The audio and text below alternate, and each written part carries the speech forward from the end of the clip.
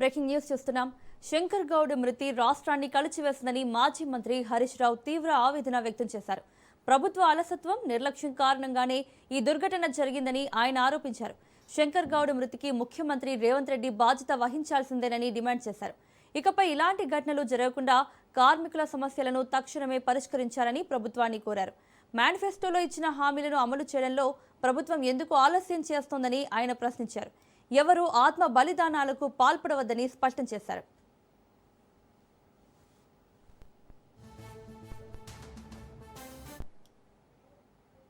ఇదే అంశానికి సంబంధించి మరిన్ని అప్డేట్స్ మా ప్రతినిధి సైదులు అందిస్తారు. సైదులు. మౌనిక, ఆర్టీసీ కార్మికుడు శంకర్ గౌడ్ మృతి పట్ల మాజీ మంత్రి deputy floor leader Harish Rao తీవ్ర దిగ్భ్రాంతి వ్యక్తం చేశారు.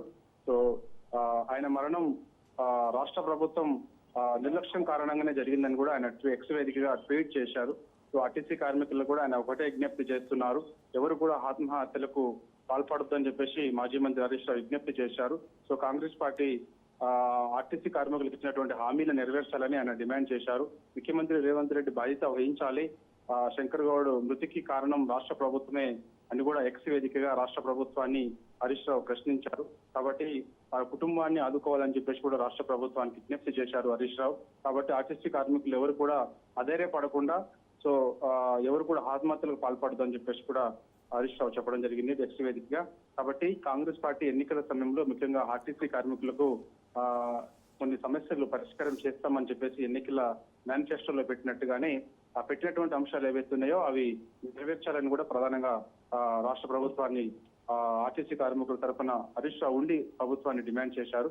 కాబట్టి ప్రభుత్వంలో విలీనం చేస్తామని, ఆర్టీసీని ప్రభుత్వంలో విలీనం చేస్తామని ఆనాడు ఎన్నికల సమయంలో కాంగ్రెస్ పార్టీ ఎన్నికల మేనిఫెస్టోలో పొందుపరిచి ఇవాళ 2 ఏళ్లకి పైగా అవుతుంది కాంగ్రెస్ పార్టీ అధికారంలోకి వచ్చి అనేక సార్లు వారి యొక్క సమస్యలు, ఆర్టీసీ కార్మికుల సమస్యలు పరిష్కారం చేయడానికి విజ్ఞప్తి చేసినప్పటికీ కూడా రాష్ట్ర ప్రభుత్వం నిర్లక్ష్యం చేసింది. ఆ నిర్లక్ష్యం కారణంగానే ఇవాళ శంకర్ గౌడ్ ఆత్మహత్య చేసుకోవడానికి గల కారణమైంది.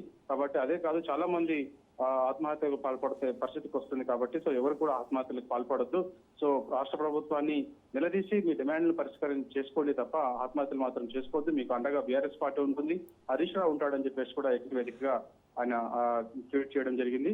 సో ఆయన శంకర్ గౌడ్ మృతి పట్ల తీవ్ర దిగ్భ్రాంతి వ్యక్తం చేసి కుటుంబ సభ్యులకు ప్రగాఢ సానుభూతి తెలియజేశారు Harish Rao. Right side, thank you.